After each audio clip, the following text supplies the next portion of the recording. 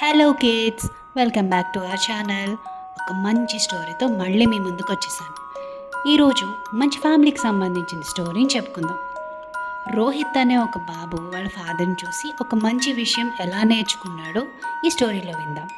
మరి స్టోరీలోకి వెళ్తే, రోహిత్ వాళ్ళ డాడీ ఒక బ్యాంక్ ఎంప్లాయీ, అలానే సోషల్ సర్వీస్ ఇష్టపడే ఒక పర్సన్.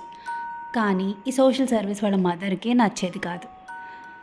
మన అవసరాలు తీర్చుకొని ఫ్యూచర్ కోసం ఎంతో కొంత సేవ్ చేసుకుంటే సరిపోతుంది అని రోహిత్ వాళ్ళ ఫాదర్ బాగా బిలీవ్ చేసేవారు. ఎర్నింగ్ అన్నది ఒక అడిక్షన్లా మారకూడదు అని ఆయన చెప్తూ ఉండేవారు. ఒకరోజు రోహిత్ వాళ్ళ ఫాదర్కి 2 మ్యారేజ్ ఇన్విటేషన్ కార్డ్స్ వచ్చాయి. ఒకటేమో పెద్ద బిజినెస్ టైకోన్ వాళ్ళ అబ్బాయిది, ఇంకొకటి వాళ్ళ ఇంట్లో మెయిడ్గా చేసే పనావిడ వాళ్ళ డాటర్ది.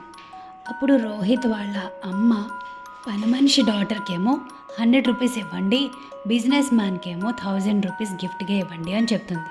కానీ రోహిత్ వాళ్ళ ఫాదర్ ఏమో రివర్స్లో ఇస్తారు. అంటే పనమ్మాయి వాళ్ళ డాటర్కి 1000 రూపీస్ ఇచ్చి బిజినెస్ టైకూన్ వాళ్ళ సన్కి 100 రూపీసే ఇస్తారు. ఇదంతా చూసి రోహిత్ షాక్ అవుతాడు. అమ్మ ఇలా చెప్పలేదు కదా అని వాళ్ళ డాడీతో అంటాడు.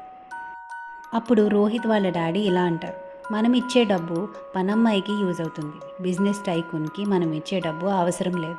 మన పని మనిషి ఎంతో కష్టపడి కూతురు పెళ్లి చేస్తోంది, ఆమెకి ఇప్పుడు డబ్బు అవసరం ఎంతో ఉంటుంది. సో మనం ఇచ్చిన డబ్బులు ఆవిడకి ఎంతో కొంత ఉపయోగపడతాయని తృప్తిగా చెప్తారు వాళ్ళ డాడీ.